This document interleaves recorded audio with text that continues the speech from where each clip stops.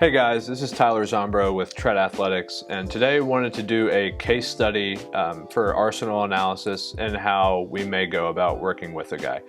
The guy I wanted to touch on today is Matt Krook. So Matt is a AAA arm with the Yankees. He is somebody who has had phenomenal stuff his entire minor league career, a ton of swing and miss. Really the only thing that has held him back slightly is end zone rate / command and walks. And so when looking at that in a guy's arsenal, really what comes to mind is how can we promote more swings to promote more contact, less deep counts, and then of course how can we get him in the zone. So when looking at Matt, he has a demon sinker. It's a really good pitch. The average launch angle against is negative. Balls are pounded into the ground. That pitch profiles exactly how we would expect it when watching it with our eyes, and then also seeing the data of him getting down to 0 vert with that pitch. He also has a really big sweeping slider that he can utilize, generates a ton of swing and miss, especially to lefties. Pitch is out towards 20 horizontal, so you can see a ton of sweep with that. But the problem became with Matt that he really wasn't utilizing anything in the middle ground. And so we know for guys who quote unquote struggle with command, either they're not in the zone enough or they're not generating enough swings. So essentially hitters are finding ways to lay off pitches.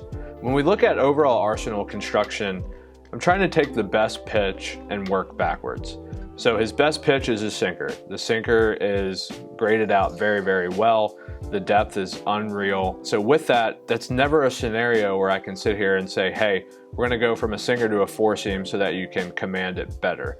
No, let's find a different way to have him in the zone more and generate more swings. Same with the slider. I'm not gonna take the huge slider profile away because it has generated so many swings. So what did we do in this case? He's actually now been able to throw a cutter. So we're kind of bridging that gap between the sinker and the slider movement profiles. And with the cutter, really all he's focusing on is near the 0 line, essentially as hard as he can, and have that pitch in the zone. So some of the metrics that I really like to look at in these scenarios are going to be swing percentages versus miss percentages. When we're looking at this, if a guy has a really big arsenal, everything looks great on TrackMan. We're like, wow, he has a phenomenal four seam that carries like crazy, this huge curveball, this great sweeping slider. We have to see how many times these pitchers are getting swung at. Because in reality, no matter how good a pitch is, if guys are not swinging at it, you're not going to generate whiffs. And that can tell you a lot about what this guy needs to do with his arsenal. So in this scenario, let's say Matt is having this slider swung and missed at a ton. I have the metrics here. It can be a little skewed based on data tagging, but overall, his slider is swung and missed at 66% of the time. Now, it was only swung at 38% of the time. So when we think about that, when they do swing, there's a ton of swing and miss, and we can go into where he's throwing the pitch, the advantage counts, etc. But we have to realize that overall, he has to generate more swings. So by pitch type, 39% of the time his sinker was swung at, 38% of the time his slider was swung at. He generated 53% swings on the cutter.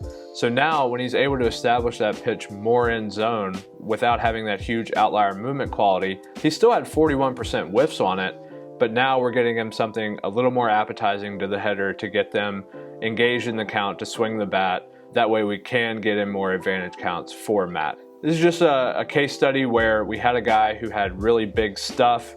How can we get him in the zone a little bit more, utilize that arsenal a bit better? And again, I think looking at whiff percentage versus swing percentage, something really important, because no matter how good your stuff is, it has to get swung at, it has to be in the zone at some point in time. So it's a good case study. If you have a guy who has crazy movement with 2 pitches between the fastball and the primary breaking ball, whether that's a elite carry four seam and a devastating curveball, or a sinker and a huge sweeping slider, if they're struggling a little bit, how can you make them better, and what are the corresponding adjustments?